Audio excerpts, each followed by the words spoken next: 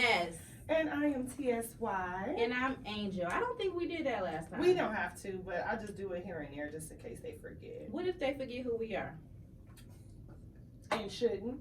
They shouldn't. No. Yeah, you're right. Friend, let me tell you this. Okay, girl. So I bought tickets to go see Sarah Jakes Roberts. You know who it is, right? Mm-hmm. And I had all intentions on going. Mm-hmm.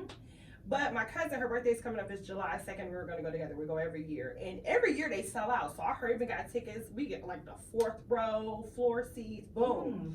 But she's like, I'm not really feeling it this year. I want to go see Mario. Everybody gonna be there. So I was like, okay. All right, fine. So since her birthday coming up, I was like, I just bought the Mario tickets. We're just going to go there. But I'm like, I'm trying to gift the tickets away. Nobody wants these tickets. Yeah, everybody gonna see Mario. I ain't going to see Mario. Only way I go see Mario, I want to see if he gonna dance like Genuine. Mario never danced like Genuine. Mario is not even that old. I don't want to see Mario that. is not Nobody want to even see that that. old. And listen, but yeah, so I'm really sad. Then nobody want to take your tickets. Nobody want to take these Everybody tickets. going to see I'm Mario. going to see Mario. Okay. Yeah. You want them the up. tickets? You want to go see Sarah? It's like a women's Oh, situation. then I want to go see Sarah, but I'm messing with her on YouTube. Yeah, Bishop TD. That's her daddy, right? Yeah, That's her daddy. same difference. Yeah, no. All right, disrespectful. You can hear someone disrespecting Sarah Jakes Robertson, ladies and gentlemen. So I'm gonna have my friend introduce our guest because you hear the voice. Yes, you hear the voice. So I have a very good intro for you guys today. Today I'm super happy to have this guest here. He is a staple in the community and he continues to make a difference. A staple, y'all. Y'all gonna hear about him, but let me get to my intro. He continues to make a difference in so many men and boys' lives daily. When I found out that it was Men's Mental Health Month, I knew exactly who I needed to bring on as a guest. He is the perfect person to have on the show today. He is the owner of Randy's Barbershop, y'all. Barbers have been known to play a critical role in the black community for men for like ages now, for centuries, for decades. They play the role of a friend, a therapist, somebody to help the men look good, the men feel good. So I want him to come and elaborate on that. But just to shine some more light on him, What is his name? I love this black man. She His got name is, this beautiful intro, but I'm and I'm still going. going. I love this black man, Aaron Brock. He goes by A-Rock. He has been cutting my husband's hair since my husband was 12. Oh, Mhm. that's deeper than rap. Yes. All right. You know what? And people show up for him because he show up for people. Like, he is a heavy hitter, y'all. Okay. Y'all gotta throw some respect on his name. But y'all Okay. gonna hear it today. All right. So, welcome. Welcome. So, A-Rock. Yes, ma'am. All right. I just want to make sure I said that right. Okay. All right. Well, welcome to the Think Us Later podcast. Thank you for coming. Yes. We love this. We might have to start bringing people stuff, though. We should bring them be sending gifts. We don't send them on their way with nothing. Speaking Speaking of of gifts. a picture, we give him a picture. Speaking of gifts. Did you mail off our... I didn't think you were gonna bring that up. Oh, Yes, I'm I gonna did. mail it off. I'm gonna mail it off. I'm gonna bring it up every week until you do it. Robin, I mailed out your gift. Did you? It's coming. You gonna see it by the time this airs. Well, hopefully she don't have what I have, like the mail situation where I can see things Well, that hope scan into not. the house because I make sure, that's when I find out people. Oh, she got the app. When I have the actual notifications every day, what's coming to my house or what's due at my house. You got so much time on your hands. Ooh. Anyway, how was your week so far? My week was pretty good, y'all. I will say this. Monday I was off, so I relaxed. I took off Thursday and Friday. It was a real chill week, and Okay. then I was able to spend some time with the family. The girls, they was happy to see me. They got out of school, so we spent like days. Well, I cooked breakfast every morning. That was a big thing. Okay. I realized that my family really likes me being around. Like when I work, it's like I'm at work, but when I'm at home, it's like yes, the family is happy. So I feel like I'm like a heavy hitter around there. This is the word. KJ happy. Heavy hitter around there. They value me. They want me there. I'm just That's beautiful. Yeah, this was a good weekend. I like the fact that we had, I had Monday off. So I was able to, just do stuff that you don't normally do. It was a nice weekend. That's cool. I don't know if you guys been to Honest John's. It's in Midtown.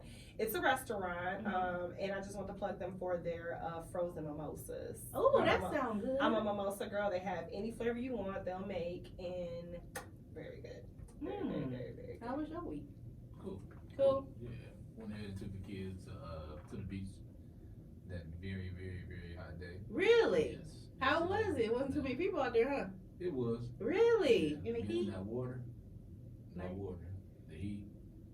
Everybody slept good. I bet. Tired. That sun, that water, everything. Man, barbecue good. Played some games. Oh, yeah, that's a good weekend. Yeah. I wish I had some barbecue this weekend, but it was Father's Day. My daddy wanted barbecue. Like, man, you gotta get out there on that grill. Stop playing with us. Barbecue, right? He was out there. He opened the garage. He played with the kids, but he ain't barbecue. But I love you, Daddy. All right. Well, since again we have a 313 spotlight in the building, Mm-hmm. hey Rock, let us know, where can we find you? What's going on? I'm excited. I love barbers. Y'all can find me on Joseph Combo in Hamtramck, Michigan. Okay. 11527 Joseph Combo at Randy's Barbershop. Oh, that's fun. For those who don't know, who is Aaron Rock? I'm me, baby. I'm me, baby. I'm me. He That's said it. I'm me, Nobody baby. else. I'm just me. What made you start cutting hair? My auntie, she used to cut our hair. Okay. Me, my brothers, my cousin. And she had got custody of her grandson. And she started cutting her hair. Okay. That couldn't happen in another generation. The haircuts were It was done. looking bad. Yes. Was it just like, I'm just gonna make sure it doesn't grow, and it was in no lineup situation, like? You know the Timmy. That Oh, Timmy no. I don't know. What You that don't is. remember? I don't know anything about hair. fade. Okay. So the Timmy fade is just like you put a bowl over the head. Okay. You see the line? Oh. Yeah. And then she cut it with one clipper. Oh. So clipper gonna get extra hot. We going ahead and this line, Okay. you know what I'm saying? One bigger than the other one. Okay. So You jumped it in. just wasn't a good look. So I'm like, man, I gotta figure it out. I gotta So- figure it out. So you mentioned she cut with one clipper, and you're not supposed to cut with one clipper? You know how hot that's gonna be?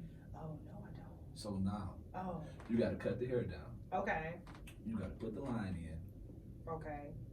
and then you gotta go ahead and put a line on the head. Gotcha. So by the time she go ahead and get to your head, you gonna have a permanent line because Oh, the man. clipper's so hot. Oh wow. Oh yeah, it was real.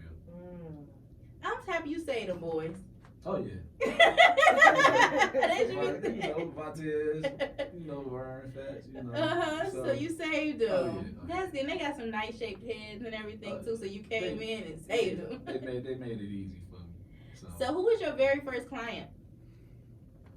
It was them. Really? Yep. Okay. It was all three of them. So I got the chance. It wasn't just one haircut going off the door. I got a chance to go ahead and practice on 3 heads. Perfect your craft. Yeah. Then started on my brother. Mm-hmm. You know. Once I did them a couple times, then started cutting around the neighborhood. First it was $3 tapers and $5 fades. Oh, that's good. Fades was a little harder for me. Really? So, yeah. Everybody want a retro day. They asking me.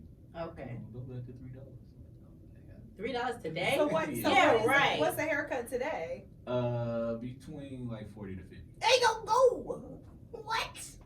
Please. Haircut. They don't. Okay, let me tell you about him. Though. Let me tell you about him. My husband don't sit in nobody else's chair but his.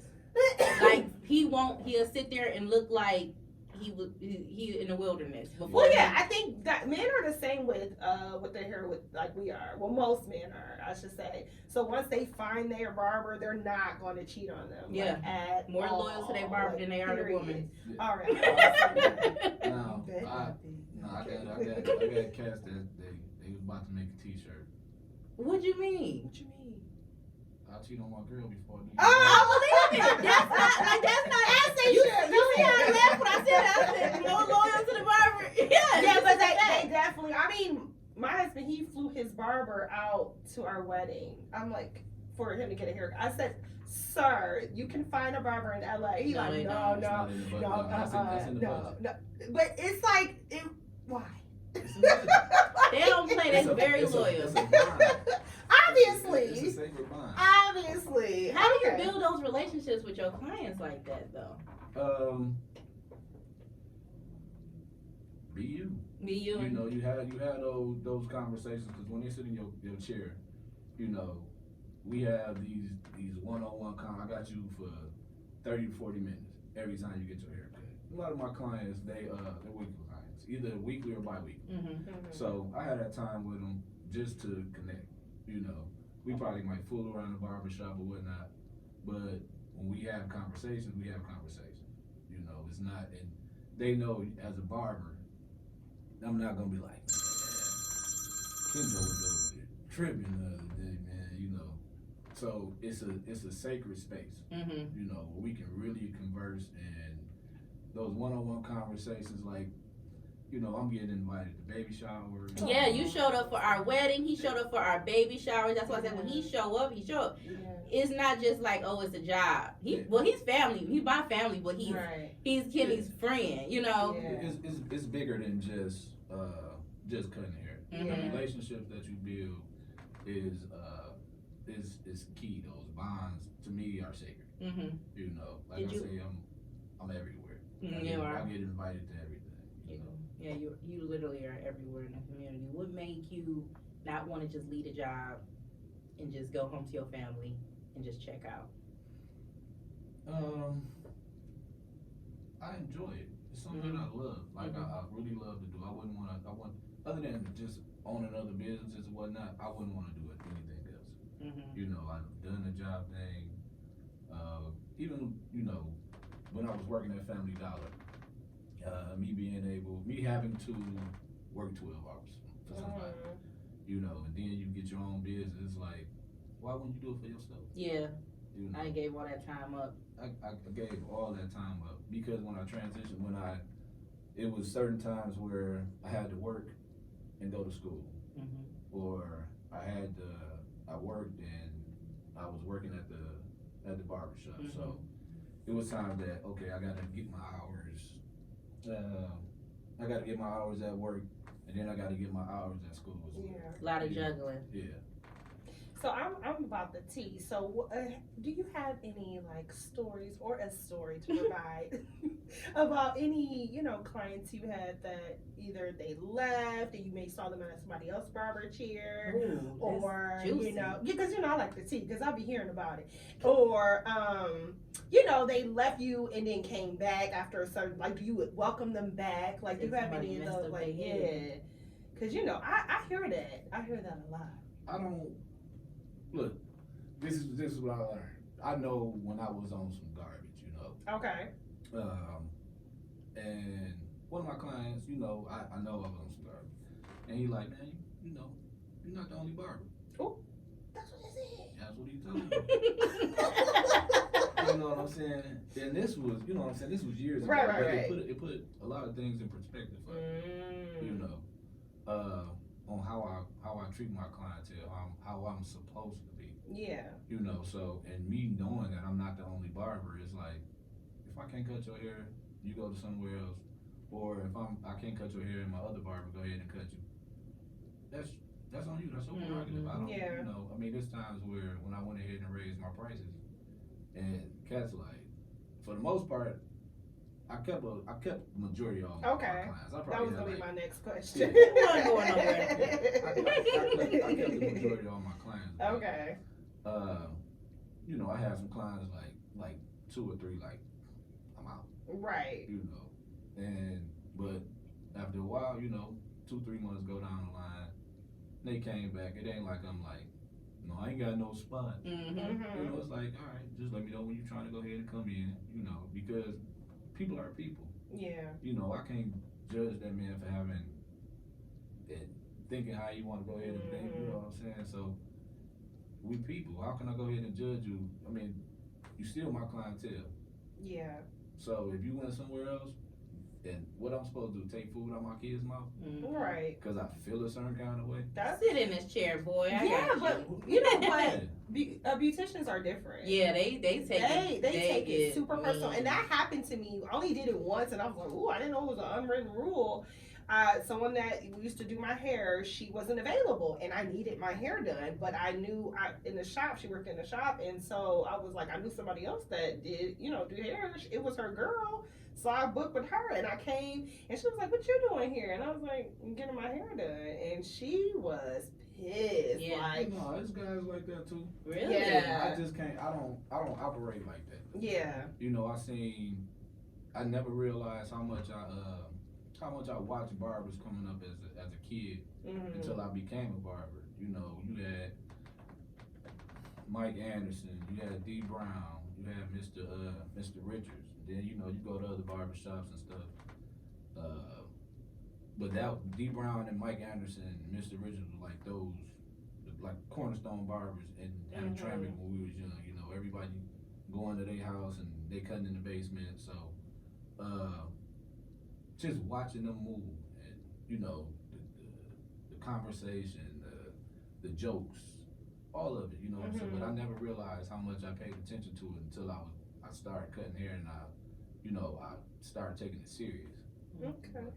How about your scheduling? Now, I know with the new barbers, so my husband barber, he at first would do a text message and okay, I got you. But then he got, I call it bougie and pinkies up. And so he was he has a scheduling app that you have to do.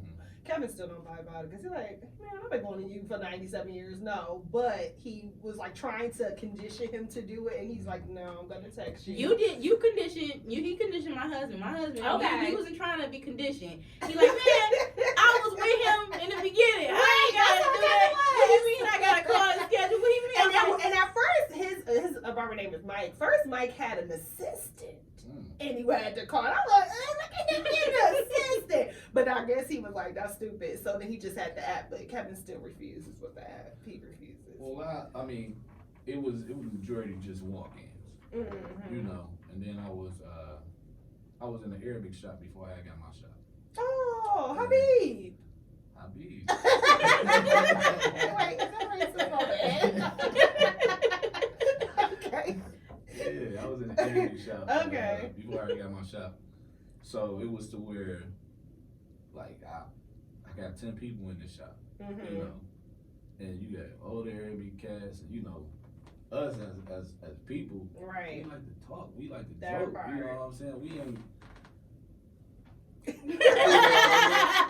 that's just not us. That's not right. So we in this man's shop, and we, what I'm saying, we loud. So he like, man, Aaron, man, there's a lot of people, man. You got to go ahead and go by appointment.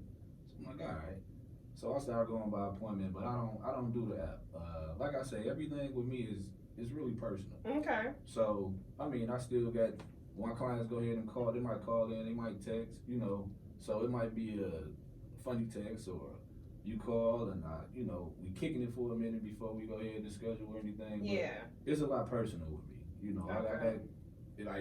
I've been cutting her husband since he was 12. Like everybody grandfather in. Exactly. Okay. But it is still a business. It's still a and business. You still got a personal life. You are a father. You got your life to juggle, so you have to schedule the people, accordingly. Yeah, how do you pick your days off? Well, I've always had 3 days off. Okay, that's good. I've always had Sunday, Monday, Tuesday off. Okay. But I used to be an animal with it. What do you mean? I probably might go ahead and come in the shop at 6. I probably ain't gonna leave at 11. Okay, so you stay all day. So you wore out by Sunday, Monday, and Tuesday. I mean, I was getting it, but my prices weren't my prices either. You know what I'm saying? So you taking care of a whole family, and it's like this is what I need to go ahead and do. So I mean, it wasn't like I was tripping, but because like I say, this is what I love to do. I don't see myself doing anything else physically or. So it ain't work. It ain't work. Yeah. It ain't work. So, But even in that time of just going hard, like my thing was provide. You know, learning how to, having that cutoff time. And, you know, now you go from cutting hair to 10 o'clock to 11 o'clock to, I ain't taking nothing,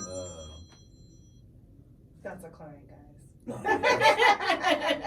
that's my promise of Lord. That's my promise of Lord. But learning that cutoff time, like everybody, they got pissed. Like, bro. Cause they was adapted to you always being there. Yeah, you know. So now I'm leaving at 5 o'clock. It's like, man, what you doing? They're like, you're gonna have to get in. Yeah. Why do you talk about what you doing? You know Living what I'm life. Yeah, you balancing your work-life balance. That's good. You have to, man. You learn in life, all of your life, any part of your life is all about balance. So you taking new clients? Always? Okay, nice. Good to see you. Some people, they stop. They be like, no, I don't have no new clients. Sorry. I got one of my guys I went to barber school with. Shout out to Bernard the Barber. Hey, Bernard the Barber. Yep. He right up the block at Hair Rock. But yeah, taking on new clients. And just give me, you know, you don't even have to tip. Give me. Pay me. My you know what I'm saying? That's really good, cause the stylists, they don't play. You gotta give it to them. Listen. They ain't squeezing you in like that. Listen. They probably put a little red mark by your name, like I ain't. Listen and be like, oh, I'm not available. Oh, I can't. They do it all the time. But that's why when you get someone, you keep them. Like I have a braider and then I have someone to do my hair. Yeah, you supposed and to. I stay with them. I don't go nowhere else. But that they conditioned us to be loyal now. Cause I'm not straying away from my girl's hairstylist no more. Yeah, you look out for my girls. I gotta stay loyal to her. You have to stay loyal, unless you just don't stay loyal. But it's a relation. It's a real relationship. relationship. It is a relationship. You build that relationship. It's a real relationship. Yeah, I'm not bringing them clients too. So what made you choose your shop name? My guy, one of my best friends, man, Randy Davis, man. He was killed New Year's Eve. He had got hit by a car. And it's funny because, like, when Rand came down to the crib in the project, you got two doors, you know. You got the back side with the street, you got the front side with the lawn and everything. So Randy was like he was my only client that ever came to the front side. And he'd go down to the crib, he'd wash his hair, he'd come down to the front side, knock on the door, whatnot. He was the only client that came down there. I said, man, why you keep coming down to this door? He said, this is the appointment door. Every time he got his haircut. So, you know, in honor of my man, like, I love that guy. And it was like a black cloud over our neighborhood when he passed, you know, but Randy was loved, and like that was like my little brother. Like every day down there we was either at his house or we was hanging out. You know, his house was a spot. You know, that we just chilled at, we just talked junk at. You know, so in honor of him, I named the barbershop after him. Oh, that's so sweet. He is smiling down from heaven. I know he is. Oh my God. Do you see yourself passing down your Randy's barbershop to your children? Anybody? Do they look like they might want to cut hair or? Hell no. Really? None of them? How many kids you got here? Yeah, 4 kids. And out of the 4, nobody. I got, if anything, like I have a daughter, my youngest daughter, she's into everything. She don't care about nothing. Okay. Like, she just want to try. Okay. And she's either her or Casey, Okay. my youngest son. But Kyle, he's so laid back. Is he the oldest? Yeah, he's the oldest boy. Kendall's my oldest that just graduated. Okay. Kyle, he just be chill, man. But So Kaylee, I'm gonna tell you, she an animal. she might do it. Yeah, like Kaylee, we at the beach the other day, and she's like, "Dad, it's a fish at right there at the front of the beach." I say, "Go get the fish." She said, "All right." This girl running up the beach, with a fish in her hand. No, I can't. She running up the beach with a fish in her hand. When I say this fish was like this. Oh my God. It wasn't no little fish. Oh my The fish God. was like this. And I'm like, dude, I was just playing with that. Yeah. How old is she? She's 7. Oh wow, she's fearless. Lead a business in her hands. Listen. She got it. No fearless. doubt. She fearless. Oh wow, because I'll be like, you go get it. What's your process on hiring barbers in your shop? If you do hire barbers in your shop, do you like watch them cut to see if they cut, or do you look at their portfolio, or just see if they certified? I'll go ahead and check out some pictures, but that's nothing really. You know, being able to go ahead for a barber to come in, you see what it is that they do, and it's not just as a good barber, it's chemistry as well. Okay. You know, you can have somebody come in there and mess up y'all whole shop chemistry. That bad You know energy. what I'm saying? That's big to me. You know what I'm saying? Me and my other barber, Bonnie the barber, but me and him, like, our chemistry is crazy.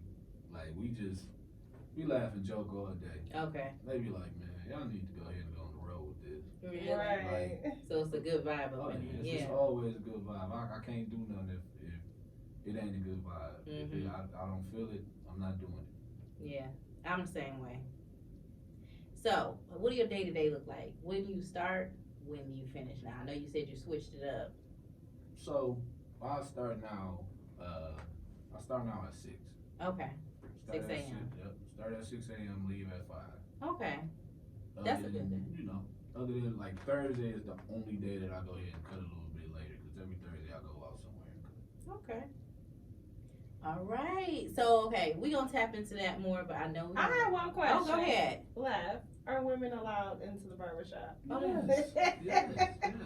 Women are allowed into the barbershop, but it is one rule. I got a story. About the barber. What's the rule? It's one rule. If you go together, now I respect women. I respect y'all wishes or whatever. Okay. If you come to the barber shop, you go to the back, go to the bathroom, please put my toilet seat back up. Oh my goodness. No. I don't think I'm gonna do that. And that's so funny you say that. One day I was leaving from work. I had drank a gallon of water, and I was like, oh my God, like, I gotta go to the bathroom so bad. I had to come off the freeway in Hamtramck.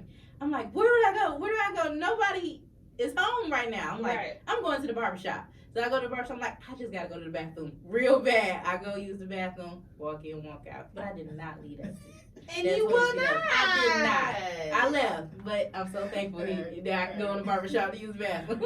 Hey, no, I'll be joking though, man. But I told this woman that one time, and I got a text from a client, probably like 3 days later. He like, man, you really made me proud the other day. You really told her. And then also with the kids. So you cut kids' hair, like children's hair, right? And so I know, like, so my best friend, it's hard for her and her son. Her son is 11 now, to find a barber that he likes, because it's like either they like the way they cut the hair, but he say they were too rough. And she was like, well, Mike, you have to say something to them. Like, you don't just be sitting there, or, you know, it's the bad customer service, not texting back, whatever the case may be. So, like, do you have any, like, tips or, you know, aside of coming to you, what they can do? Because I feel so bad for her, because I've given her people to go to, and Michael just, either he don't like them or she don't like the way they cut his hair. And, like, what can you say? Like, because I don't know haircuts, so I don't know what they call I think that's teaching a little boy to speak up for himself, too, though. Yeah. Kind of like, you got to learn how to say he say, ouch. No, you got to tell Look, man, them clippers are hot. That hurt. Yeah. Me, I go ahead. I don't care. I wrestle with kids. I spray them with water. Michael will be like, I gotta get out of here.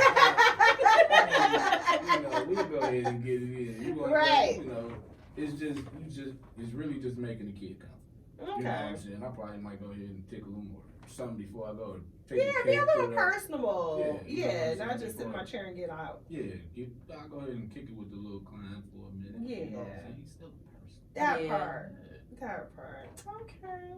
Well, also my 313 spotlight, I did want to shout out my husband. He is going to be hosting this Thursday, Mike Larry's One Mike Thursday. It's on Livernois on 17575 Livernois. The tickets are like, I think, $10, and the show starts at 8 p.m. So if y'all are, Comedy. yep. Okay. I'm sorry, I just had to shut them off. So if you guys are gonna be in the area, they do have food that be catered. I personally haven't tried it, so don't ask me. But it's a liquor store right in the parking lot, so y'all can get snacks or liquor there.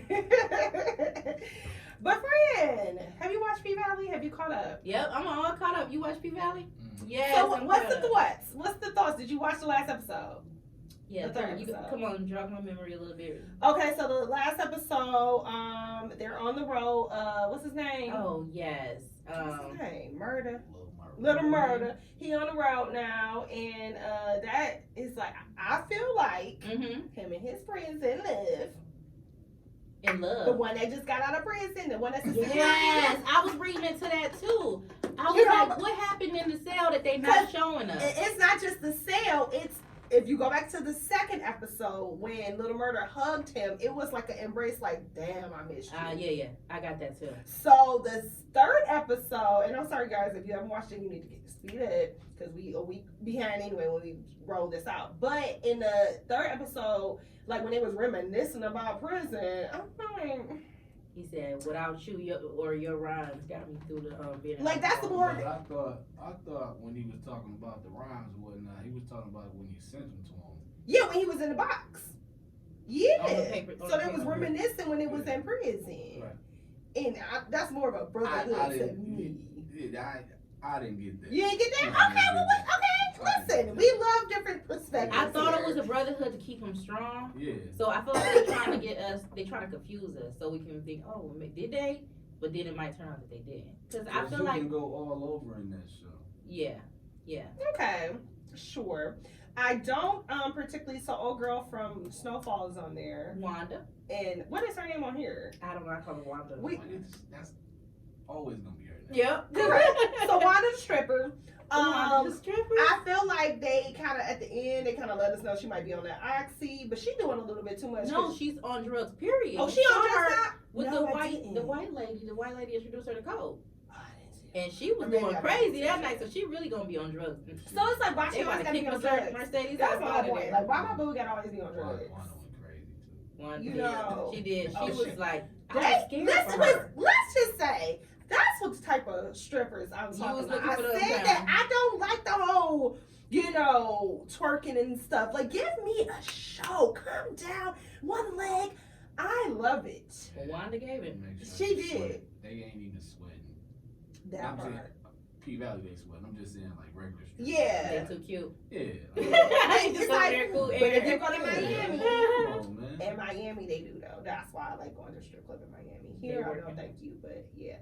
And then I don't really care about anything else. Mercedes, I just feel like, girl, I'm just happy her arm better. no, it's not though. Auntie might need to go rub down. It's and really take a not break. that bad. It's really not bad because the second episode when she was dancing for the couple at first, she That was like, cool, but Auntie was You know, struggling. she was still. struggling. So I was like, dang, just take a break this Yeah, season. but people on TikTok be saying in the comments like, "Oh, you gotta have a Mercedes experience because she gives it to you." It's like, yeah, but she kind of Last season she gave it to us. She did This give it to season, us. Give me one. I thought she had arthritis for a second. When The she first was episode she shaking. did give it to I us. didn't know. The first episode she did give it to us with the flop. With the Yes, the flame. fire. That fire. You keep talking about that fire. That fire got I you. You I didn't don't say say that. that. You didn't say Y'all didn't see that coming. Like I was ready. I rewound it. I'm like, it was dope. But yeah, I don't know. I'm not. I like everything that's going on, but the whole ghost situation. What goes? You didn't see the ghost in the second episode, the man they killed. Oh, okay. Yeah. I don't care about that. doing all that witchcraft stuff. I mean, get that's you a little But scared. that's there. Yeah, that's there. You That's gotta play a role in the whole scene. Mhm. You know, with the in teacher. Mississippi. yeah. I know it's in New Down, Orleans, huh? but I didn't know Mississippi. Down had south, that. I be feeling like they all in the woods and there be stuff going on. That's what you feel. My family from down south. I used to be scared to go outside all the time. They I like, know that all girl, our such a families are city from girl. down south. Yeah, I didn't like it. I said, y'all, we might have came from here, but we ain't staying here. I got to go back to the hotel. I love it. Just my family from down south. We all from down south. We all came up here for a new life. Yeah, my papa always used to say that too. I did too. He did say, I want a new life. You gotta hit him with the voice.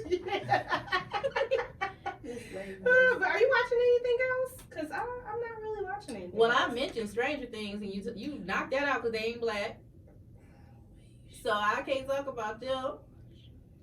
It's not a one All black American. I just got caught up. I finished all. Do y'all watch that? All American. I used to.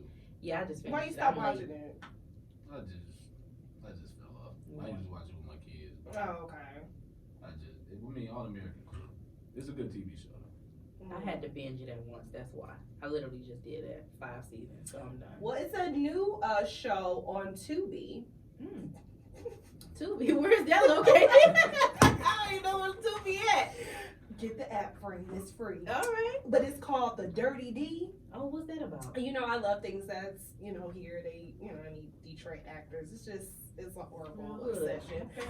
But it's good. So it's Strongface Jr. in there. If you don't know who she is, then you don't watch a lot of Detroit movies. But she's in there. Cause I want to show y'all, she got a strong face. Oh my God. But obviously you got the big butt. But anywho, so the whole premise of the show is it's this nightclub, this married couple, they just opened. But the nightclub is dirty, obviously, and the club is called the Dirty D. Okay. And so they got these bottle girls that's doing a little extra, and then you got undercover cops in there, and basically they're trying to take down the owner of the club, but the owner of the club cheats on his wife, and then he don't even know that she cheated on him too. It's a whole situation, but we got through 4 episodes yesterday, Okay. and Must have been good. Must have been flowing. well, I got through it because I wanted to watch it. My husband got through it because he wanted to know. He wanted the husband to get caught. He's like, I want him to get caught cheating because he's just so sloppy with it. So he's like, I want him to get caught. She probably don't care because she doing her own thing, so she don't care. Well, yeah. Well, she kind of said she said she gonna take everything if she find out he cheated on her again because he already got caught once. So she was like, if I find out you cheating again, she's like, I'm taking everything. She's like, because all this is in my name. Because he'll Well, criminal. he been sloppy, so he like, you can have it. Just go on already. Dang, you ain't catch me yet. All right, so melanated news. Yes, Our my friend's favorite part. favorite part. My favorite She part. didn't even ask about it yet today. I didn't because I asked 5 times the last episode, and then you kept pushing me up like we ain't there yet. So I was like, let me be quiet. Anyway, so did you hear about your friend William Cosby?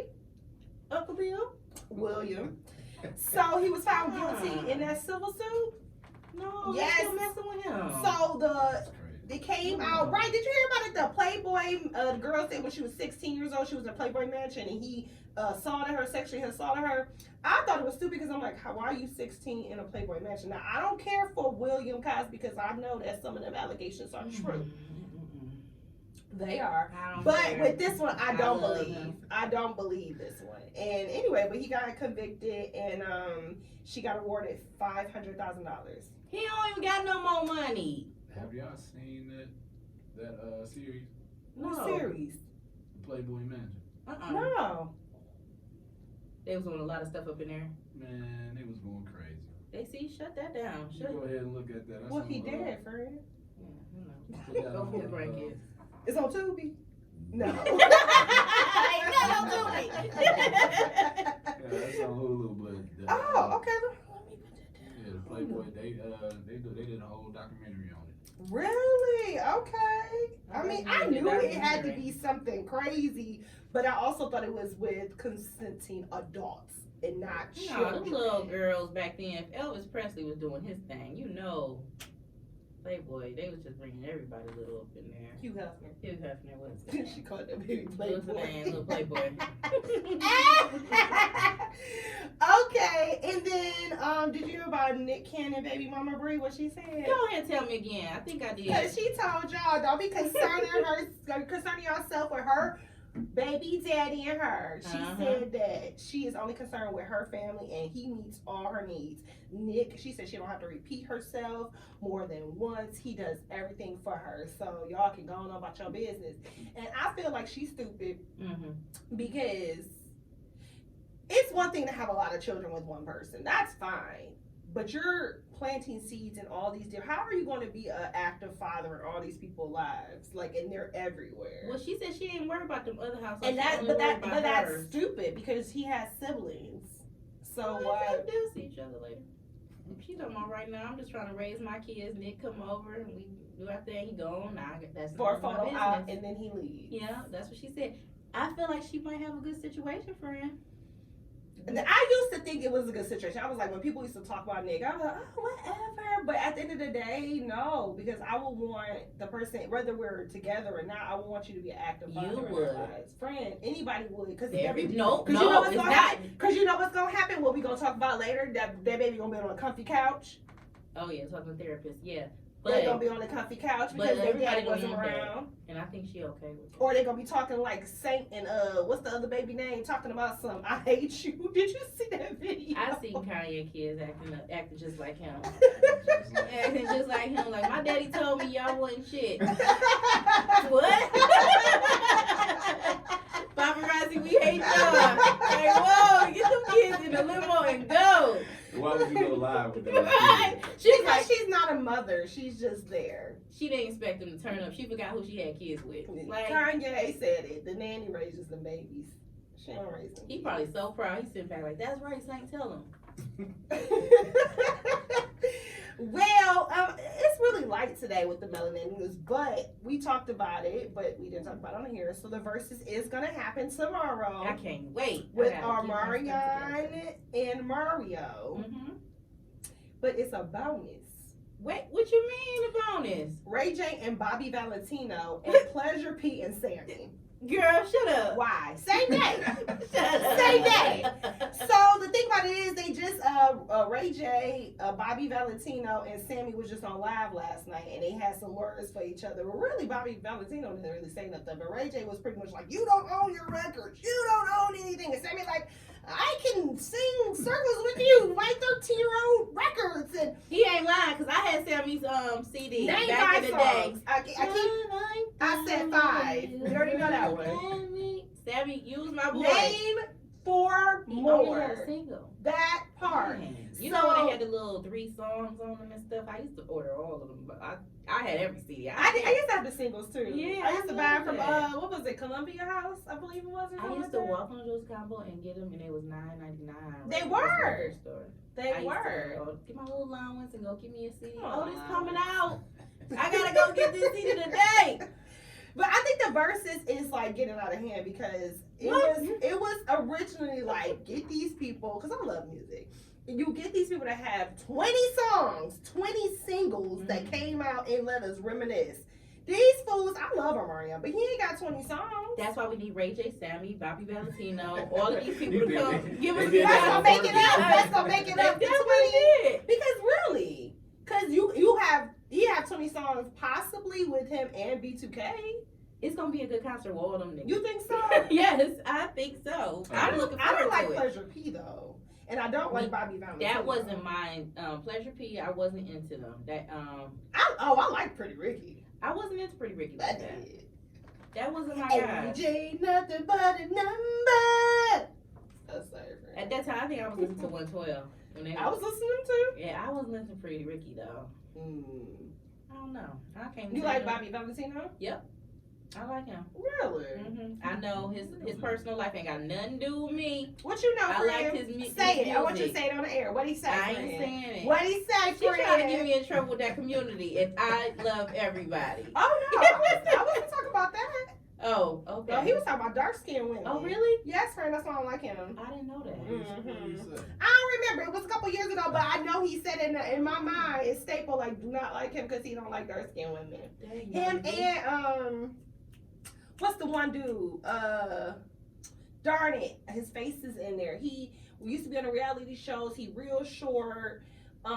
He had one song, Hey Sexy Lady. Sexy kid. No. Yeah. Alright, it don't even matter. He He don't don't matter. But him, he was like, yeah. And I used to like Bobby Valentino. We talk about the butterfly tattoo. That's why I want to get one. Dang. And last but not least, Drake and Beyonce has released albums. Mhm. Have we listened to them? Do we I like them? listened to Beyonce one single, of course. Okay. And I love it. My son listened to Drake album. He said, "What is he doing?" Oh man, Drake. So That's your boy. correction. That's my ex-husband. Okay. Thank you. Sorry about that. But I think that people don't understand that he liked to sing. Mm-hmm. I think people forget that part of him. Like From the he excuses. calls it. You want to get put out? So people don't understand he likes to sing, and he calls himself the male version of Lauryn Hill. So he likes to rap and sing, and sometimes he want to rap, sometimes he want to sing, sometimes he want to do both. Well, I think a lot of people, they want, I mean, they feel Drake with the singing, but it was the tempo of the music they were. Yeah. A little What? too It's a much. little techno. Not It's tonight. like a little techno. Yeah. Yeah. Like when I listened to it while I was cleaning, and I was in the kitchen stomping, and Kate was like, "What is you doing?" I don't know. It's the It's the music. Yeah. Yeah. So yeah, I agree, but I like it. Actually, it's so funny. One of my friends, D. Okay. She- Hey, D girl. Hey, D girl. She first said she didn't like it. She was like, I'll pass. And then our other friend was like, I feel embarrassed listening to it in my car. Like, girl, you being extra.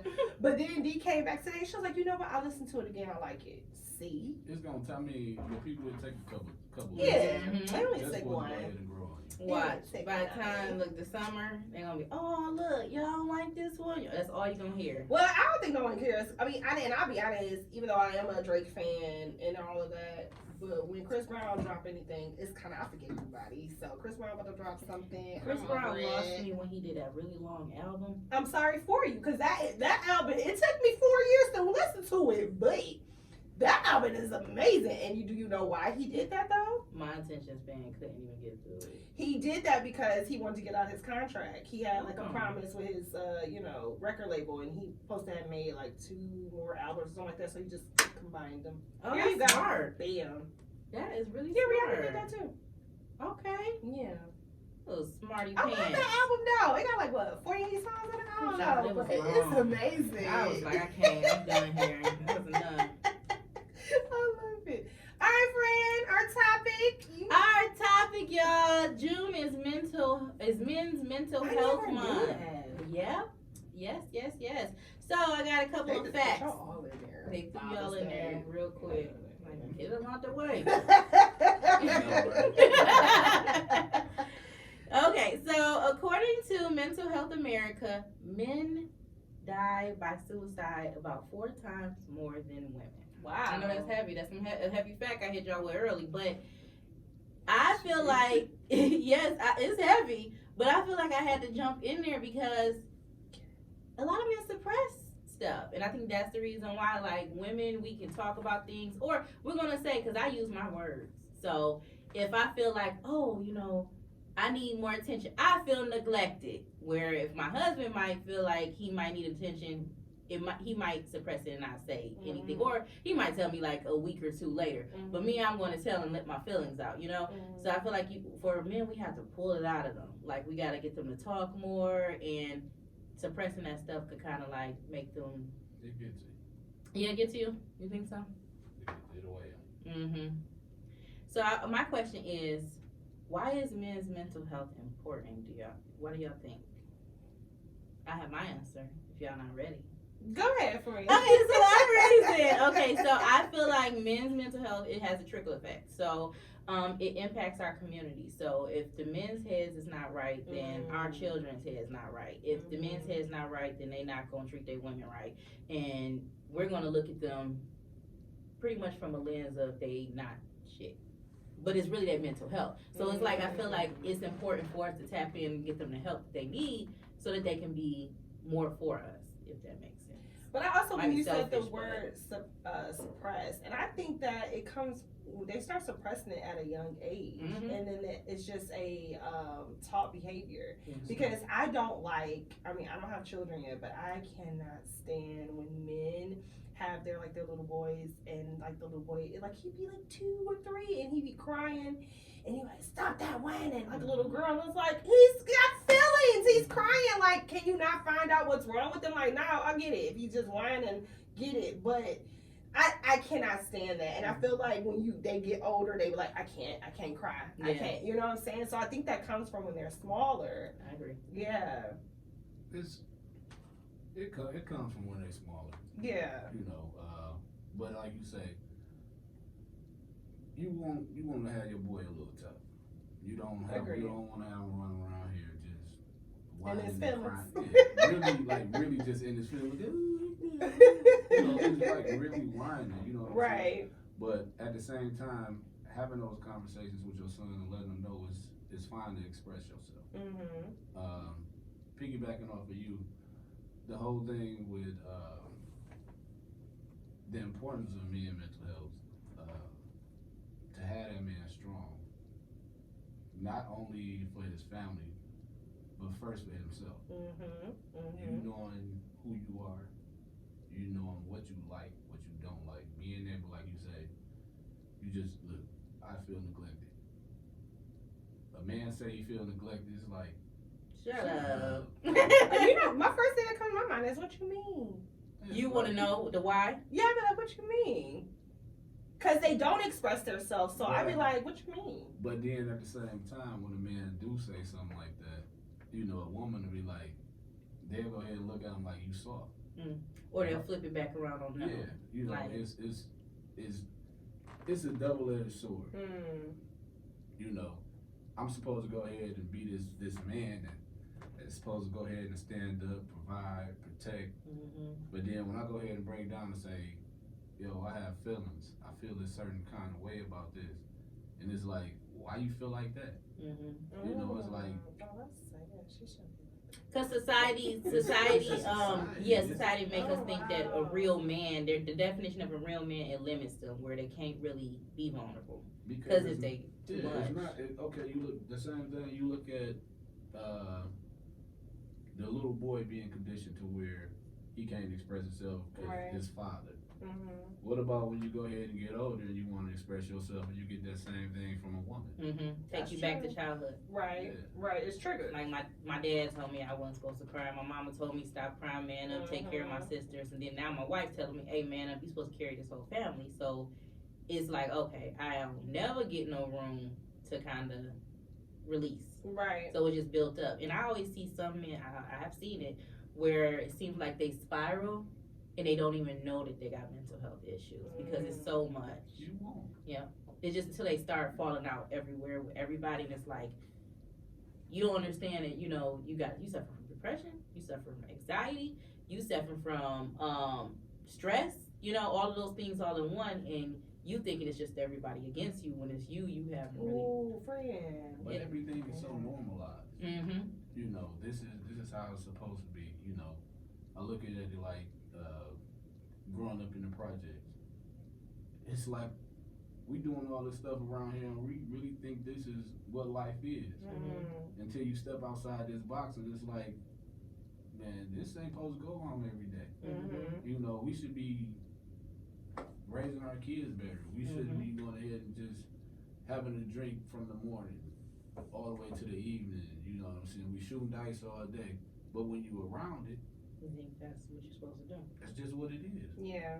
You know, it's all normalized until you go ahead and, as you say, sit on that couch. Sit on that comfy couch. But a lot of them don't sit on the couch. A lot of them looking at it like the couch is weak. Why do y'all think that it takes so long for men to seek mental health, like therapy or something? The same thing. It's a stigma on therapy. You know, I got into therapy and it opened my eyes up so much. Give you a different perspective. It gives me different perspective. Everything. had me having my therapist. He pushed me to have conversations. Oh, you got a man therapist too. Yes. Black or white? Black. Oh, that's real good. I ended up switching my therapist out for a black woman. Yeah. I mean, I have my son in therapy as well. That's what's up. That's awesome. You know? But he gives me tests, and I'm forced to have these conversations because my next session, he's gonna ask me how I went. I hate that. Oh, that's so hard for me. The homework. Oh, it took me. I wanted to skip my session because I didn't want to do my homework, and it was something as simple as take myself out somewhere. You know, it's weird. It makes you be accountable. Yeah, it makes you be accountable, and it takes you out that box that you're just so used to. But in order for you to go ahead and grow, you need that. It's uncomfortable. That's my thing now. I want to be uncomfortable. You're fearless right now. I'm fearless. I want to be uncomfortable. It doesn't put me in it.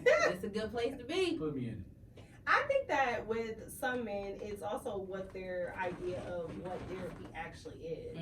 And I don't think that a lot of people know that therapy is whatever you make it. It doesn't necessarily have to be someone like listen to your problems all the time. Like you can talk about happy stuff and just stuff that you're struggling with at work, or you know, it doesn't have to be something you gotta dig deep, because I think it's the fear of I don't want to go that deep. But you know, you can control that. You're paying this person. Like I tell everyone, I am an advocate of therapy because I've been going to therapy faithfully, on and off though, because I didn't always need it, but since I was 28.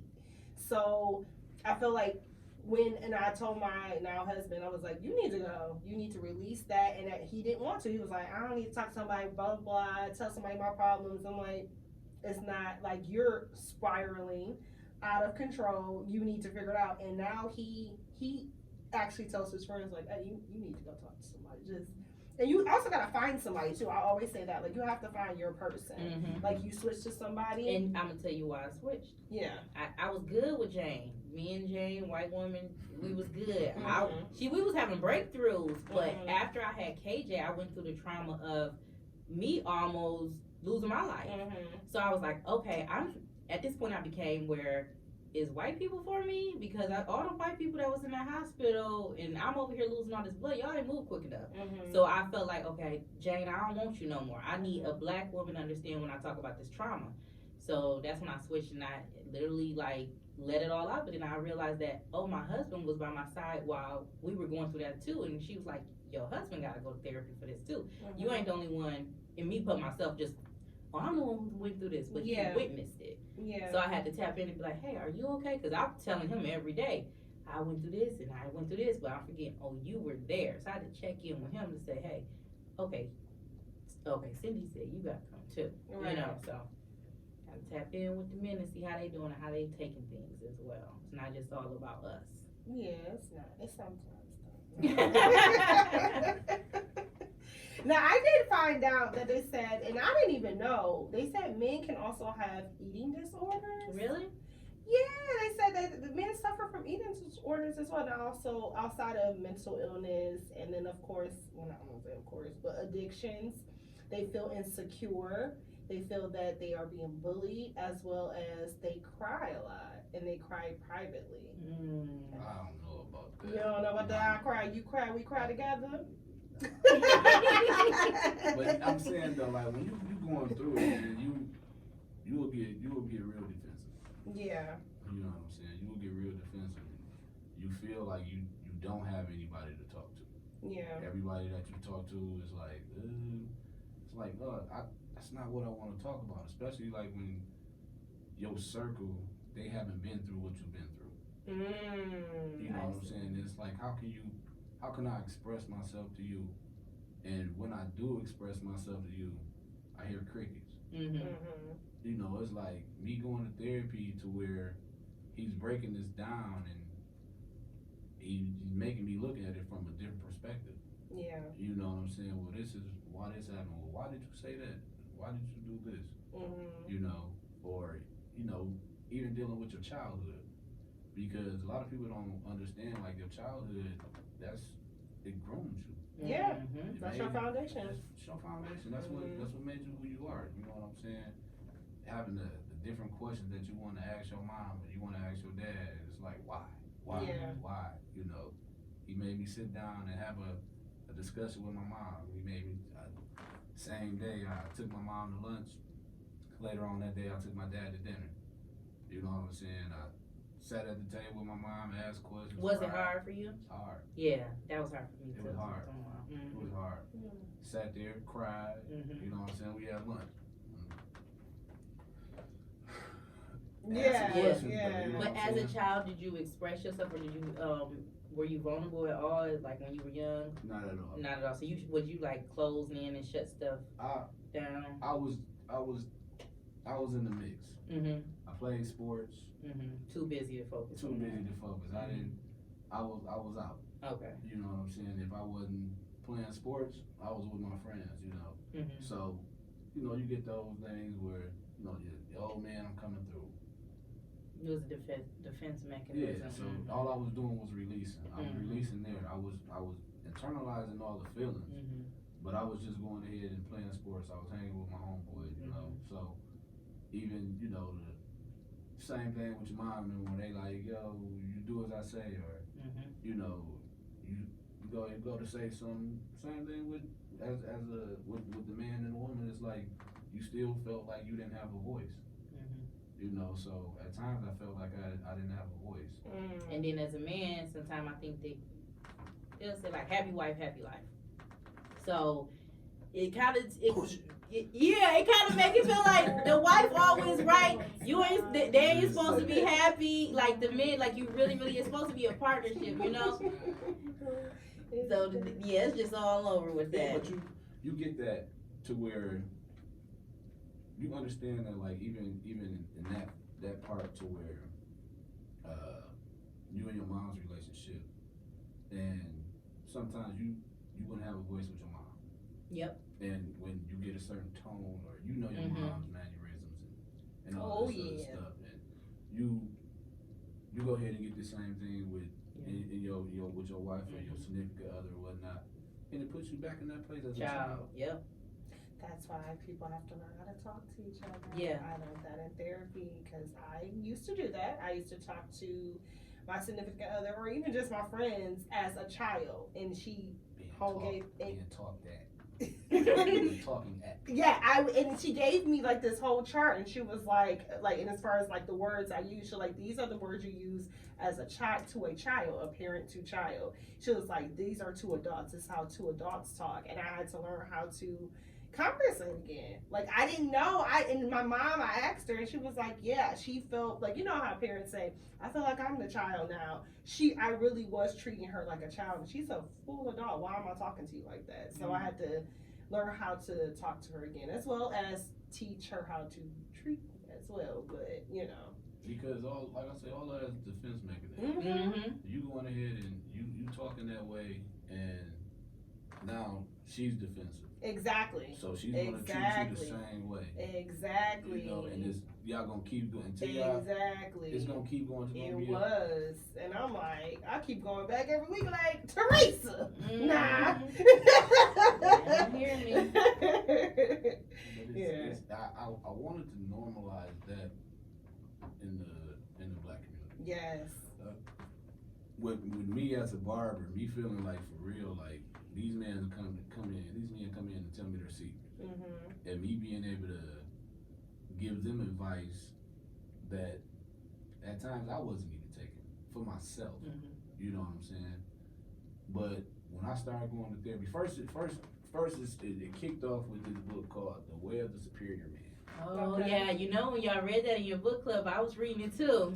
That was a good book. Man, that book is cold-blooded. Yeah. Women should read that book as well. And I want to read it again because that was a good book. It feel like you gotta study that book. Like it ain't just like you can read; it has to stick with you. When I went ahead and read that book, I literally had my highlighter and I had my notebook. And it's like you have to take these notes down because this is something that's gonna stick with you. You know what I'm saying? It started with that, and it's like with me, when I get a spark in me, I can't keep it to myself. That's good. So when I started when I read the book, I'm like, other men around me, I have too much access to men. Mm-hmm. Yeah, you do. So, and I don't feel like I feel like I have a voice now. Before it was like I didn't know I had a voice. I didn't know who I was. No, you didn't know your power. I did. Yeah. I did. But me knowing this, I'm like, man, I gotta start a book club because these men need to hear this. Mm-hmm. They need to go ahead and take this in for themselves. You know what I'm saying? I can tell you all day until you read it, until you digest it, and be able to go ahead and tell it to somebody else. So actually having men in there and they reading and we're going over this chapter next week. And to see them actually engage and tell their stories as kids or their stories with their significant other, you know what I'm saying, just how they felt, it was like a burning feeling in me, like, man, this is crazy. We got a white boy in here that feel the same way as us. You know what I'm saying? It's like, but we can reach out to that, you know what I'm saying, to them as well. Like, but we all had the same feelings as men. You know what I'm saying? So it was a great thing for just to hear the men go just really engage and say how they feel. Yeah. Ain't nobody is. I'm telling you, nobody is caring how men feel. They don't, and I would agree with you. I would agree with you 100%. I see that all the time. I see people or to be an ulterior motive. You act like you care about them, but it's benefiting you in some way. It's like, hey, well, let's go to therapy because now y'all relationship need therapy. No, how about send him individually? Let him go to therapy, you go to therapy. That relationship, after y'all figure yourselves out, y'all can come together and talk about it. But the big thing is not that relationship. It's really y'all healing yourself so you can figure out how can I showbiz the best me. I say people should do. Don't be always going to couples therapy. You need to deal with your baggage and your trauma and unpack that individually, and then y'all can come together. I feel like that is the best way, because if you don't, all you doing is bringing that over here, and he bringing that over here, and then y'all gotta now unpack all that individually in a session that y'all supposed to be doing together. And your upbringing is so totally different. So the way you was brought up was embedded in you. I know for me, I had to get checked. Like initially, I'm raised in a home. I saw my daddy open the doors for my mama, do certain things. So when I got married, I went in with, hey, you supposed to know this, and I know he ain't come from that world, so him coming in, it's like, oh yeah, I love you, I'm married, but I gotta learn some stuff here. Right. I could have been like, okay, I ain't, you should have knew this. You knew when you signed up, like what was going on, like what, you ain't know, but I had to learn, like, hey, take a step back and give him some time to grow his way, and you grow your way, and then y'all gonna meet each other. And y'all can be even better, so y'all can grow together. And I think it's definitely an adjustment. It's definitely an adjustment, man. Cause like you say, coming from different backgrounds, that's a whole different thing. You got the mindset.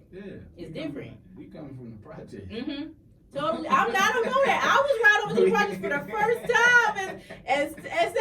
Like, what is this world? I was coming over. I don't understand it. So I'm different, so I don't really get it. But now it's like, oh, bring me to your world and explain to me, how you grew up, and okay, so how was your mom's relationship? You have to go ahead and take all of that into consideration. You have to take all of that into consideration. You know what I'm saying?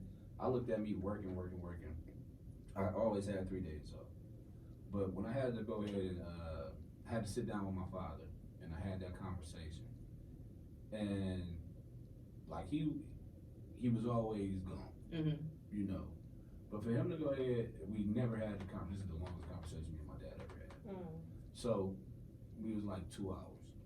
So we sat down, we had a conversation, and him breaking it down like, listen, I was raised by 3 men. I was raised by his uncle, which is his uncle, which he stayed with. They raised him, we call him granddad, a preacher, Pastor Davis, and then Mr. Swanson from the funeral home. And he like, all these are money men. Okay. All I knew was to get it. Hustle and bustle, you know what I'm saying? Just provide, you know what I'm saying? The needs of a woman, taking your hand and having a picnic, and you know, us going on dates every once in a while, and you know, he didn't know that. Mm-hmm. You know, he wasn't taught that. You know, so you let me into your life a little bit of who you are. You know what I'm saying? That if you don't know your parents, you don't know who you are. Yeah. I mean, and that's real. You don't know That's true. what they've been through, what traumas they had. I mean, they don't have to go ahead and break everything down, but to know who they are. You know, I had posed a question on Facebook one time before, but then that was like after the conversation that I had with my parents, and it was like, do you really know your parents? That's deep. Do you know your parents? Oh, I do. You do? I do. I'm thankful. Like, so you know, my mother, single mother, my father, you know, got killed when I was small. And so, my mom, she allowed me to really be me at a young age. So I asked her all types of questions. I knew stuff that I probably shouldn't even known at 7 and stuff. And then as I got older, I was still asking. She was still super open. My mom that's one thing I can pride her on she has always been open. So I know her in and out. Like, yeah. Man, that's the thing, man. Like, to be open with your kids, like, stop lying to these kids. Yeah. I raised my kids like that now, but I wasn't raised like that. Yeah, like, no, not at all. Like, stop lying to these kids, man. Or shelter. They see it. My kids see these everything. Kids are intelligent. Yeah. They pick up on everything. You know what I'm saying? You look at, you know, generations have been lying. Like, you got kids was snooping and watching out and already knew everything. They playing stupid, but they already know what's going on. Why you trying to shield them, you know? Yeah, that's my mom. She grew up like her parents like really was sheltering her because they thought they were keeping her from things, but she was seeking. She was the seeker, and so that's where I think she was like, I'm not gonna raise my kid like that. She was like, I don't want you. I want you to know enough, but I'm still gonna keep you from things. But I'm gonna still want you to know it's out there. Because she didn't. Like when she got free at 18, she went back wild. And it's like, of course she didn't. She was all like, "Ooh, wait, y'all going here? Y'all doing this? Oh, y'all going to clubs?" Like, you know, because she didn't know any of that. Because her parents was like, "No, you gotta go to church. Come on." Yeah, man, you know, with these kids, I mean, that's the same thing. Just, you know what I'm saying, them shelter kids. They Yeah. go out to college. But what? Whole world, they want to They're like, yeah. you can do this? Right. Oh my God. Right. So do y'all think like, okay, what our generation is going to therapy and doing the healing and healing these relationships with their parents? Do y'all feel like we kind of teaching our parents how to like what they didn't teach us, basically? Because I'm having hard conversations that I know I would have never had if I didn't go to therapy. I'm gonna say yes. Yeah. Because even like everything right now, like it's fast. You know what I'm saying? But some of the things that we learning right now as parents, and we like, oh, shit, I can't fault my mom and them because they didn't know. It's like I can't fault my mom for, you know, she wasn't taught it, or she wasn't able to go ahead and do it. Like, so this is what I like with my kids. Yeah. You know what I'm saying? I don't. It's kind of like we're going ahead and teach. We just doing our best. And I always tell my mom, I say, there is no rule book to parenting. So you did what you felt that was best at the time. So I don't fuck, cause my mom's in therapy, and so she'll call me like maybe every once in a while. She's like, Tiffany, I'm sorry for this, cause we talked about. I'm like, girl, you didn't know. It's okay. Like we good. I'm healed. Trust me. Like, you know. But she's like, I just didn't know that did that affect you? Because I know I was doing this. I'm like, girl, you was in your 30s, you was wilding out, it's okay. But yeah, so I definitely think that, you know, we are learning things to help our generation moving forward. So, who would y'all say introduced y'all to doing the healing on yourself? What made you? What person or what exactly made you say, I gotta do something. I gotta heal myself? It was me. I had, you know how you try a whole bunch of stuff? Like, I try drugs, people. But you try, like, you know. I did journaling because that used to help me in my teenage years, and I'll write stuff down, and I felt like I used to feel better, but that didn't work. And then I tried to do like just exclude everyone and just be, you know, isolate myself. that didn't work, and I was like at my lowest of the low. I'm like, I'm crying every day. I'm snapping on people. I was like, and I literally was just like, I need to go talk to somebody, and I did. Like, I mean, and it took me a while to find Teresa. Like, I went to this one lady, and I was about to fight her because she made a point though. However, it's her delivery. It's not what you say; it's how you say it. And she told me she told me she think I had abandonment issues because everyone that I loved left me. But like my father, he left, but he didn't want to leave. He got killed, you know. And then you have my grandfather. He was like the man of our house. So it was like he passed away so quickly. Like he got sick in January, he died in February. So it was like I had trust issues, so I had a barrier. And she was like, "Yeah, so that's why you won't let men in." And then your mama, girl, don't talk about my mama. You don't know me. This on third session. You don't know me. So I had to get rid of her. And then I went to another. It was a man, black man. And I think he liked me, so we had to get rid of him. And then I found Teresa, and I was like, and on the phone with Teresa, like that's when I was literally, I'm telling you, I was the lowest I've ever been, and I just bust out crying. And she was like, "It's okay." And then we just talked, mind you, this is a consultation. And she was like, if you want me to, she was like, I would love to be your doctor. And I was like, okay, I'm coming. When can I come? And I've been there ever since. That's beautiful. Yeah. Got trial and errors. Yeah, you gotta go through that. I feel like for me, I felt myself. I knew I needed therapy. Well, you told me to go to therapy. Mm-hmm. She was gonna point that out. I was like, friend. Nah. Go to therapy. Therapy for and it was good. I feel like it was necessary. And I was like, I don't think nothing wrong with me. But she really didn't. Y'all. Yeah, nothing wrong with me. But I just want to get in here ahead of some stuff just in case something pop off. But what I did, I liked when she brought up that in my life, I felt like when my grandmother died, I didn't process that enough. She wasn't just my grandmother. She said, I feel like she was more of your mother. So you didn't recognize that she played more of a role, and you losing her that had more of effect than you let on. You know, so that was like I was holding on to that, and I didn't properly grieve, and that was in me, and I had to get through all of that. But yeah, Jane broke me down too. Jane broke me down. So I just switched because of the birth thing, but I will go back and tap in with Jane because she was a good one too. No, did she talk to both of y'all? No, Jane didn't talk to both of us. When we went together, we had a man talk to us. I'm not talking about you and Kitty. Oh, okay. Who? Oh, both of y'all. You like some days. I knew what he was talking about. You already get what y'all trying to say. Look, Jane probably said the same thing. Like, yeah, I did that with both there. Angelina. So who introduced you to therapy? Yourself? Myself. Okay. But, actually, my therapist is one of my clients. Oh, that's perfect. Yes. Because, I wonder about that. You giving so much advice. You active listening. Like, when do you get to like, who do you unleash with? That's what I wonder about that. Wasn't unloading. I was still holding on. Going to the next client. Going to the next client. Tell me what you got going on. What's up? Come on, give it to me. Let me go ahead and give you some more advice. You know what I'm saying? But that sounds so draining.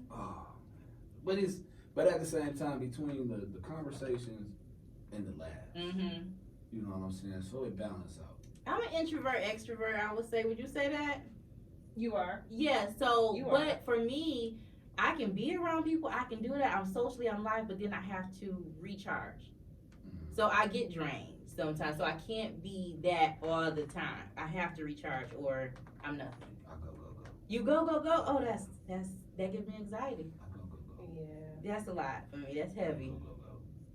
I don't know. It's like I say. I'm just wired like that. Mm-hmm. You know. I need some of that energy. I go. You know, I go in there for like school year. I go in at 6, leave here at 7:30. Go get my son. He got to go ahead and go to Sterling Heights. You know what I'm saying? Pick him up, go to school, come back 9 o'clock, keep working. Pick my daughter up at 3, get off at 5. We'll go to the movies, or we'll just go. I mean, it's go. It ain't, you know, you need to go ahead and do some washing, whatever it is. You know, I've always been busy. That to me is a lot of pressure.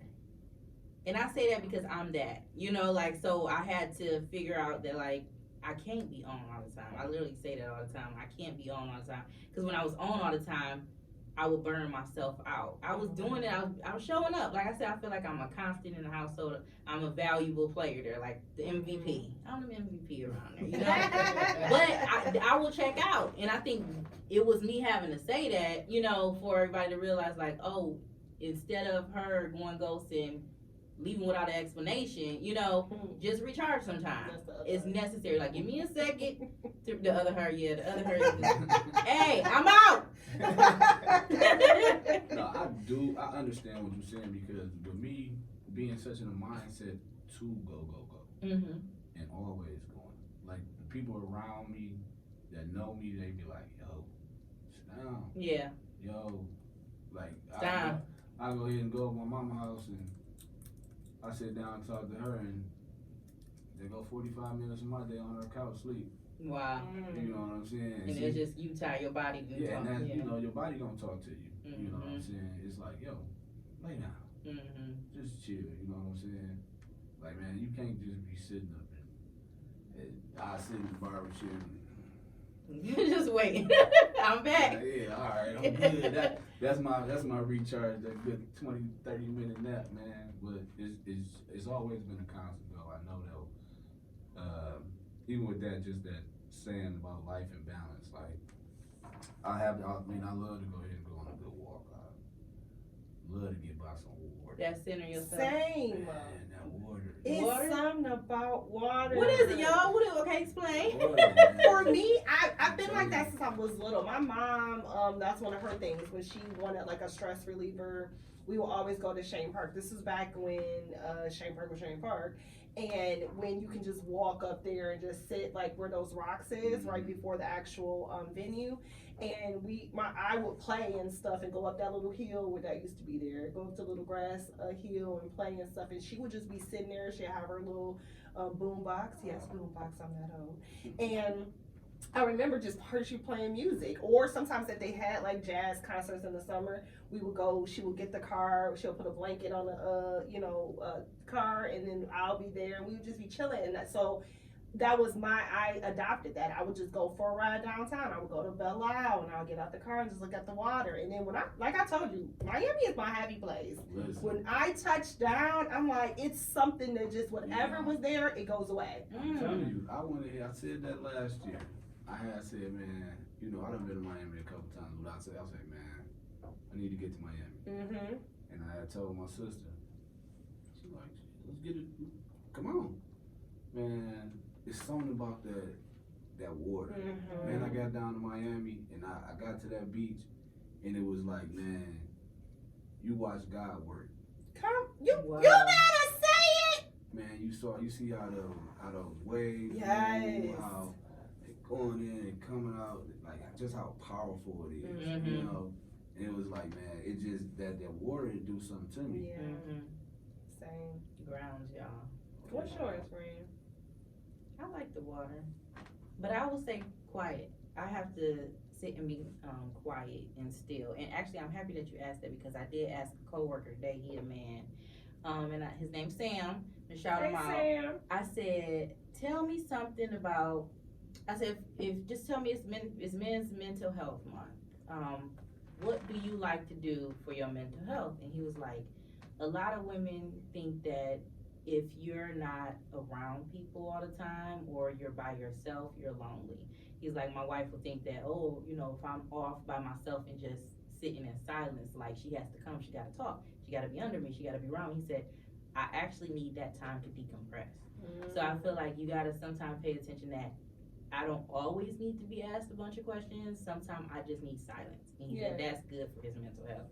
And I was like, that's something that I'm going to take, because sometimes instead of like when you're the man coming home from a long day at work or something, you can't be like, oh yeah, let me tell you about my day. You know, sometimes just let him go in peace and quiet and do what he got to do, and then come and then check on him. You know, so I definitely do that. Kevin come in and he'll go into his office and he'll probably be there like 30, 45 minutes, and I don't even bother. I'll be like, let you have your moment. And I mean, he'll be like, oh, how you was doing? Because I notice when I do that, he'd be looking like, and I know he want to be like, girl, shut up. But he just let me talk. But I was like, let me leave you alone. But his is wind therapy. Him and our friend Endo, which is a friend to the show. Hey y'all. They love getting on their Rikers. And you can tell, like, both of them, they'll just be out. Like, they just, when they ride out, that's why I be riding with Corey. But when they ride out, they just do their speed, and you can tell it's like, it's literally, it's something for them. I like it too, but I also be scared because, it's not really that grounding. So it's not that grounding for me. I mean, I be trying to like get into it, but like, okay. You say I'm water, not air. Right, like, please don't let me fall off this dang old thing. But yeah. Okay. All right. So, according to mentalhealth.org, they say that men are also more likely to use drugs and alcohol to cope with their depression rather than talking about it. So, sometimes that's a lot of ways to like hide, their depression. And do. Yeah. I dated someone like that, and do. And then it was like I just met him, by the way, and I was like, this nigga alcoholic. And but I was like, again, I'm all about, mental health. So I was like, hey, like, what's going on? And he shared me what, he has some things he needs to unpack. And so I was like, well, maybe you should, talk to someone. And no, I don't want to talk to nobody. And he was like, why do you think I need to talk to somebody? And I was like, well, a little defensive. So that shows because me we that had, bought some tequila and you drunk it all by yourself. Like, I got like a little shot. So like, I mean, and he was drinking every day, and it was like, but you can tell like he had a lot. And mind you, this man was like 38 when I met him, 38, 39, and he was talking about stuff that affect him when he was a child. His parents divorced. To like, it was just so much, and I'm thinking in my head like, you ain't done with this yet. But it was like, it was just coming up because it was some other things that popped up, so it was triggers. And I'm like, you really need to go talk to somebody. And I got him in therapy before I left him. Listen, I don't leave him by himself. I get him healed. The therapist guru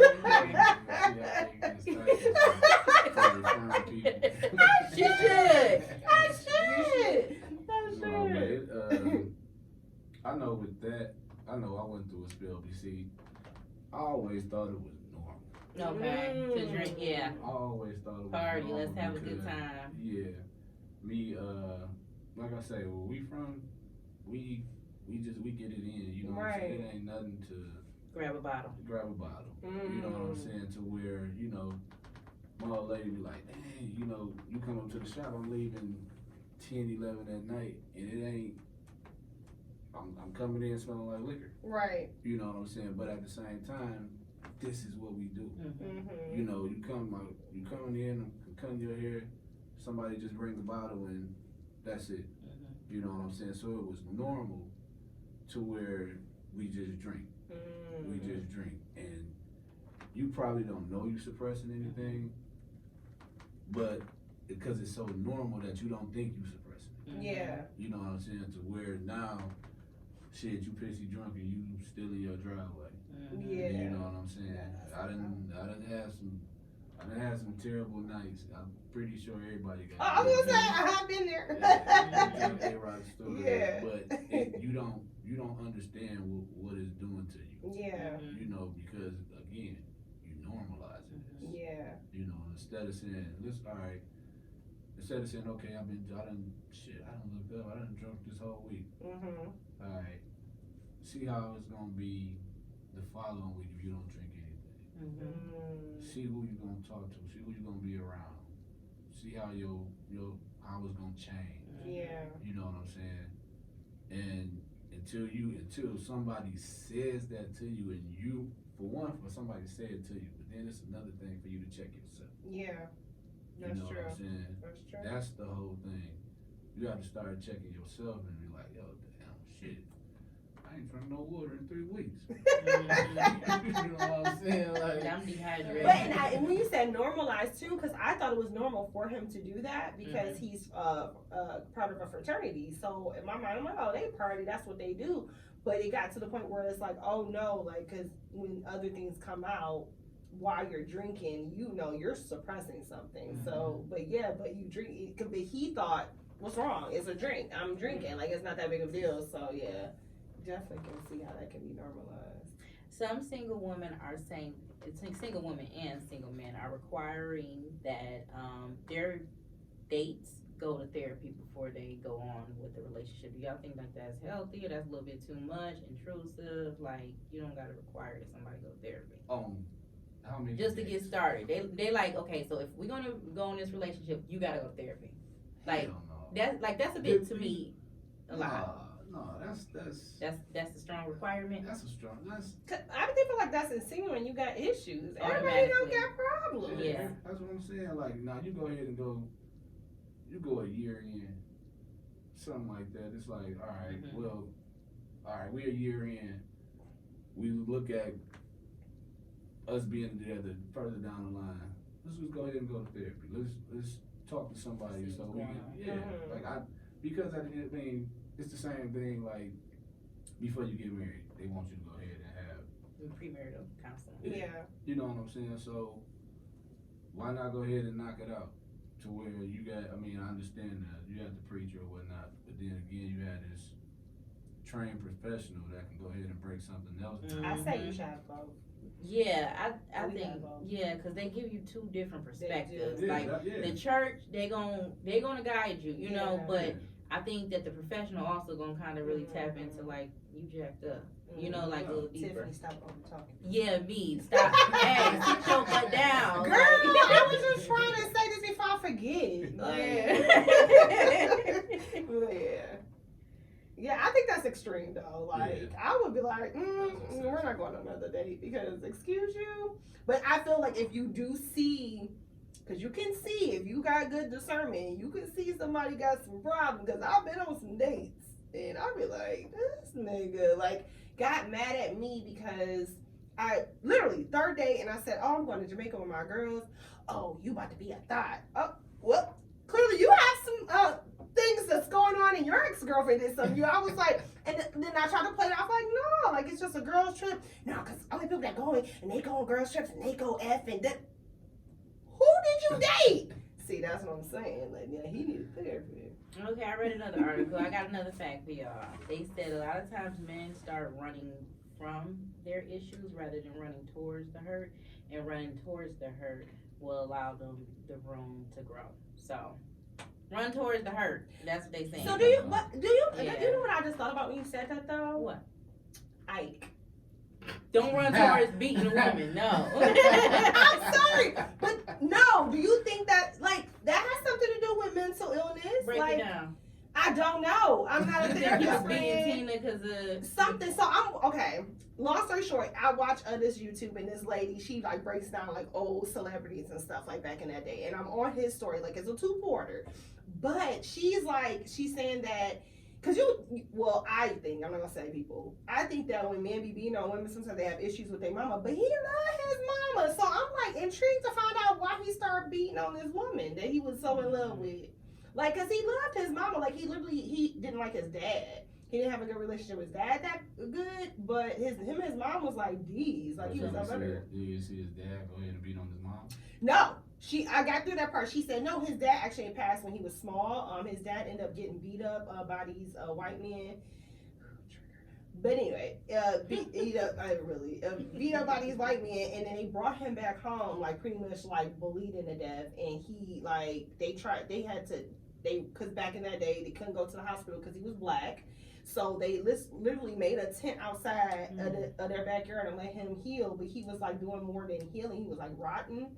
And, like, he died 2 years later. Like, he never recovered for real. And so, yeah, but his dad didn't beat on his mom. That's traumatic, though. I know. That might have a lot to do with it. Right, but Tina wasn't white, so why you beating on her? I don't know, but I just figured this out, because we trying to figure out why you beating on our black women. I want to know why he was beating on her. I don't know, I don't know, but I really, like, I think it's like, okay, so I don't know. I need to know that. I need to know how men be beating on women.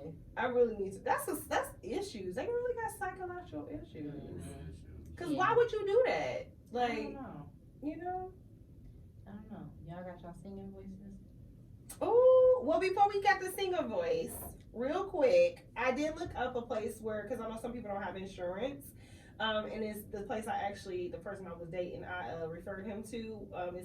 It's called HUDA, and it's on Woodrow Wilson Street in Detroit, and they give a free, there's licensed social workers as well as counselors there, where you can get mental, health. Oh, I got one know, for you too, so. actually. You guys can go to www.blackmenheal.org, and they also give free therapy to black men as well. And you can volunteer. You can also donate just to help them build it up so that they can fund and keep on giving black men free therapy. Awesome. Get that information so I can Check it out. Yeah, spread Yes. it around. Spread it around. Okay, I'm ready. You ready? You know the You know my I song? don't know your song. I don't know. All right, so I tell everyone. So the lyrics are "Touched by an Angel." The melody is "do do do do do." You got it? Just jump in. Just Just jump in. jump Put your vocals, in, get your okay? vocals together. I tell ya. All guests have to do it. It's okay. Everybody do Just it. like the women got to put the seat back up when they use You it. said no. Okay, come on. And a one, and a two, and a touched by an angel. Yeah! That was beautiful. Okay, guys, I got some good stuff for you now. Okay, so the child who is not embraced by the village will burn it down just to feel its warmth. Yes. So you got to bring everybody in the village, but do something to help someone feel seen and heard and celebrated today. Try to do that, y'all. I am. Yeah. Y'all got me over here wanting to check on my husband. Are you okay? You should. Well, actually, give him his alone time when you get home first, and then check on him. Oh, well, thank you for coming you to the so Thank You much. Later podcast. It's over already. I appreciate it. Yes, this was amazing. This was a really, really good This was episode. My friend was so excited. I was really, really excited. I'm still excited because I think this is so good. Because like they say, black barbers are therapists and They are. everything's in the community. They are. So That's why I be wanting to go, because I want to get the tea. you want to get in there? Starting to go ahead and do a lot of stuff now. Yeah. We about to start back because I had the men's therapy going on once a month. That's Awesome. perfect. At the barbershop. Had my therapist coming in, helping hands. That's perfect. Okay. Had him coming in, and we get a group of men, and we go on a topic, one thing, and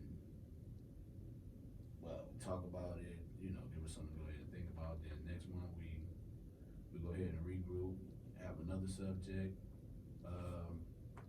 So it's big. Get the book club back too. We gotta get our book club. Yeah, we do. Between that, we got me and Miss Goldbody. Okay. Spoon. We about to have like an entrepreneur. Oh, that's real good. For the kids. Oh. We about to partner up with the recreation department, have it up at the community center. Okay, I'm down for that. Yeah. So we getting entrepreneurs out, man. We'll have some speakers. We'll have different professionals, different entrepreneurs out, different tables set up. So these kids can know their options. Yes. Everybody's not going to go to school. Mm-hmm. Some people are, like I said, we have different professionals, but just to go ahead and get these kids an option, and when they speak to them, if this is the field that you're interested in, you can ask the questions that you want to ask. I love that. So we had that coming up September 17th. Okay. So we about to go ahead and pump that. And, Randy's our customer appreciation gonna come up in I think next month. I don't have a set date, but What do you do do for customer appreciation? We go ahead and come out. We go to the park. Okay. Barbecue, different games. We go ahead and have like the hacky sack. We had kickball, of course. You know, we gotta have kickball. Yeah, they love that kickball. Y'all don't play about that kickball. Don't play about that kickball. We kick kids off for kickball. You better go sit down. Listen, you don't know. We're serious. Listen, our Serious. kickball league was serious. I'm telling you. Well, just a bunch of games, a bunch of music, just a lot of fun, you know. Just something that, you know, let our clients know that we appreciate it. I'm very grateful for you. Thank you for being in my husband's life. Thank you for being in our life. Thank you for being a constant supporter and being here all the time. Thank you for uplifting the community. And you inspire me more than you know. Watching social media, he always throw things out there that, you know, like, it really makes you feel like, okay, I can do this, you know. And even seeing you just keeping your business so long, that I watch that because I want to, like, grow my business and be consistent like you. Consistent, and you never know, for one, who's watching. You know, you never know who's watching, and with the personalities that y'all have, is big. You know, don't nobody want to come into business that, I don't want to patronize you and you face all toe. Right. I can't talk to you. Yeah. I want to be relatable. Yeah. You know what I'm saying? Don't get me wrong, I'm not about to take any shit. Mm-hmm. Yeah. But I want to be relatable. I want you to be respectful when you come on my place of business as well. You know, it's a barbershop, and I think that gets misconstrued sometimes because it's like, this is what a barbershop is supposed to be, and it's like, nah, we not about to be shooting dice right here. We not about, you know what I'm saying? I mean, I know gang of my clients go ahead and smoke weed and whatnot, and I don't knock it or nothing, but it's like, yo, you're not about to smoke in front of my shop. This is still a business. You know what I'm saying? I still want you to respect it. I don't knock what you do. Yeah. But at the same time, like, your personality have to match your business, have to match what you want to go ahead. Has to mirror it. It has to. It has to. So you guys will be blowing up. You already blowing up. Thank you. Thank you. Well, guys, make sure Angel, you know, I have to remind her, but she gonna put the stuff and all his handles and things and our information here on Us L8tr Podcast on social media. Yes, y'all. I'm gonna be out there putting all the skits and everything out. I am. This week, y'all. I'm kidding. Yeah, she gonna remind me. I'm gonna do it. You. I love you too. I love you. I love you, black man. Come on, black man. Thank you. Yes. I tell my clients too, man. Listen, You do. You do. It made my husband very uncomfortable when we started in the beginning. But then I was like, this is good. He got used to it. And get off the phone now. He look forward to him telling him he loves him. Yes. That's beautiful. Yes. I'm not telling my black man I love him. You gotta do it. He calls and say, I just wanted to hear your voice. And I think that is very nice. That is. Yes. We do that. So. I mean, because at the same time, like, we have these relationships with these people. You're not just a client. Mm-hmm. Exactly. Family, yeah. You family, like, you really family. You know what I'm saying? And for me to go ahead and tell my cousin when I get off, all right, cuz, love you. All right, my homeboy, all right, I love you. Like, damn. So now, he gonna tell his man, all right, I love you. Right. You know, that ain't no. Nope. You know, We that got shit. none of We that. ain't weak, No, nothing weak about. right, You know what I'm saying? If anything, I'm more of a man. Yep. Yeah. Definitely. I agree. I Yeah. agree 100% with that one. Oh, I love it. Mm-hmm. Well, thank you guys. We'll see you next week.